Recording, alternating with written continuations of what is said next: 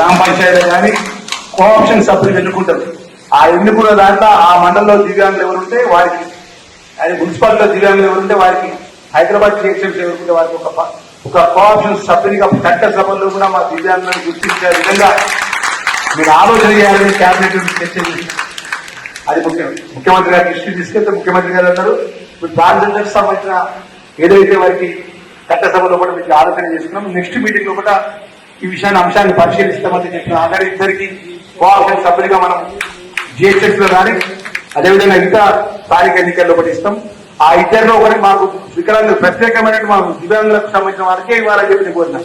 దానికి మరి సానుకూలంగా మన ముఖ్యమంత్రి గారు స్పందిస్తారని నమ్మకం నాకుంది. శ్రీధర్ బాబు గారు ఐటీ శాఖ మంత్రి కూడా నేను మాట్లాడిన వెంటనే వారు చెప్పినారు ఈ రాష్ట్రానికి సంబంధించినటువంటి ఏదైతే మన దివ్యాంగులందరూ కూడా మనం ప్రభుత్వం అండగా ఉంటుందని ఒక మెసేజ్ పోతుందని చెప్పేసి ముఖ్యమంత్రి గారి దృష్టి తీసుకున్న విషయం ఈ ప్రత్యేకంగా ఈ సమావేశంలో మనవి చేసుకుంటూ మన దేవుడి దయతో తప్పకుండా ఈ న్యాయమైన సమస్య విషయంలో కూడా గౌరవ ముఖ్యమంత్రి గారు చర్చించి నా శక్తి కొద్ది నా ప్రయత్నం చేస్తా. ఎక్కడ కూడా ఏ మిత్రుడైనా ఏ అన్నైనా ఏ తమ్ముడైనా ఒక విషయాన్ని మనం చేసుకుంటున్నాం.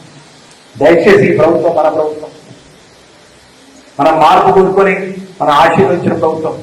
మీ మంత్రిగా మీ అన్నగా మీ అంశంలో మీరు మా దగ్గర తీసుకురండి. మాతో పరిష్కారం కానప్పుడు సోషల్ మీడియాలో మాట్లాడండి, మాతో పరిష్కారం కానప్పుడు మా మీద ఆరోపణ చేయండి.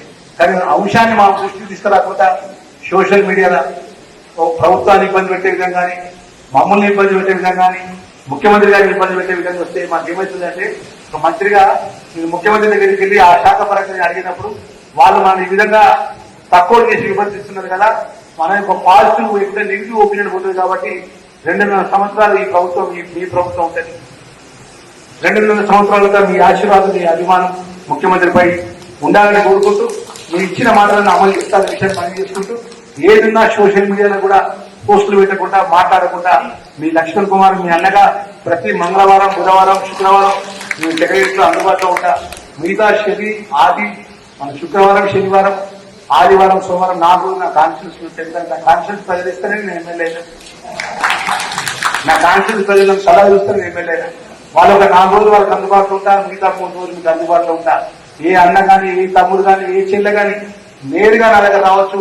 నా మినిస్టర్ ఏదైతే నా బిల్డింగ్ సెక్రటరీలో నా దర్వాజా ఖుల్లా ఉంటది, నాకు ప్రత్యేకమైన రూమే ఉండదు.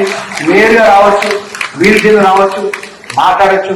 కోపం ఉంటే రూమ్ లో పోయినాక అన్న అని కోపంగా మాట్లాడినప్పుడు నేను స్వీకరిస్తాను తప్ప నేను రిసీవ్ చేసుకోను. ఎందుకంటే మీరు ఓట్లు వేస్తే మీరు ఈ స్థాయిలో ఉన్నాం, మీ ఆశీర్వాదంతో ఈ స్థాయిలో ఉన్నాం. మీరు ఒక మాట కోపంతో అన్నా సరే గౌరవమైన పదవిలో మీరు ఇచ్చిన అంబేద్కర్ పుణ్యమాటలు ఆ గౌరవమైన పదవి ఉన్నప్పుడు ఇంకో రోజు ముందు అనుకుంటా వ్యక్తిగతంగా అంటే మేము దాన్ని సరి చేసుకుంటాం విషయాన్ని మరీ చేసుకుంటూ నేను తెలియజేస్తున్నాను. Thank you very much. ఈ యూట్యూబ్ ఛానల్ కేవలం వికలాంగుల గురించే కాదు, వికలాంగుల కోణం నుంచి ప్రపంచాన్ని కూడా చూసి ప్రపంచం గురించి వార్తలను వ్యాఖ్యలను అందజేస్తుంది.